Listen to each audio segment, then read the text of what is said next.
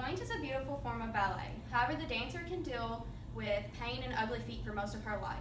Captivating dance requires various obstacles such as bloody toes, achy feet, rolled ankles, or even worse, broken bones. According to www.learnmagazine.com, ankle and foot injuries are almost inevitable in dance.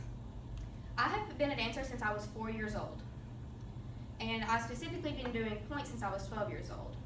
Pointe preparation reduces the risk of injuries and technical problems. Pointe preparation requires prepping your toes, tying in a specific manner, and stretching extensively. To begin, you need to prep your toes. According to www.russianpointe.com, you can use toe spacers as a way to fix the toe alignment. I begin with taping my toes and preparing my toes. I begin with water adhesive tape and tape around my pinky toe and the toe right next to it. Taping avoids getting huge blisters and calluses on your feet. Next, I put a toe spacer in between my big toe and the toe right next to it. As I said earlier, www.russianpointe.com recommends using toe spacers if you have an alignment problem. I had a problem with my big toe overcrossing the toe next to it, causing pain while I danced, so I included toe spacers into my toe preparation. Next, you take a toe pad and place it over top of your toes, over the tape and toe spacers. After this, you take your tights and put it over everything in order to ensure everything stays inside.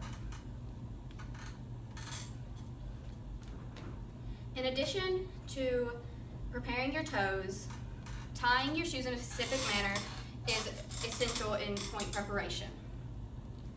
According to Melanie Bogus, my dance instructor and the owner of Encore Dance, I know the proper way of tying my shoes. So first, slip your shoe on. Next, you begin with flexing your foot. If you don't flex your foot, your ribbons will be loose, and loose ribbons can increase the chances of rolling an ankle or worse, even breaking your ankle. So first, take both ribbons in both hands, cross over the center of your ankle. Next, you pull that tight. Then you cross in the inside of your ankle, flip your knee over, cross on the outside of your ankle, and then bring it back to the middle. Now you can tie in a bow or a knot, just depending on preference. I personally like to tie in a bow. So after you tie it in a bow, you would take both sides of the bow and tuck it underneath the ribbons. Now if you are going to a performance or a show, you would take hairspray and spray directly on the knot. Whenever you spray directly on the knot, it will reduce the risk of your ribbons becoming unraveled. The most important part of pointe preparation is stretching extensively. I'll always begin with an ankle stretch. First, you take your foot over this foot and bend your knee. That stretches the top of your ankle right there. Next, I move on to a calf stretch. I put my foot behind me and press. This stretches the back of your calf.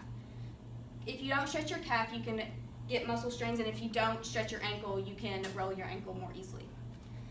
Next, I like to roll through my feet a few times, get up on my box, and go back down. Rolling through your feet can reduce the risk of cramps. And it also breaks in new shoes. Next, I do releves in order to warm up my feet and calves. So, I do about 10 to 15 depending on that day. So just do a couple releves. I'm not going to do all of them because we don't have a lot of time. Okay.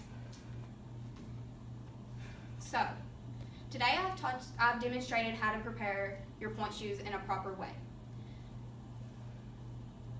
Now, I did this in hopes to avoid future injury or technical problems for a dancer.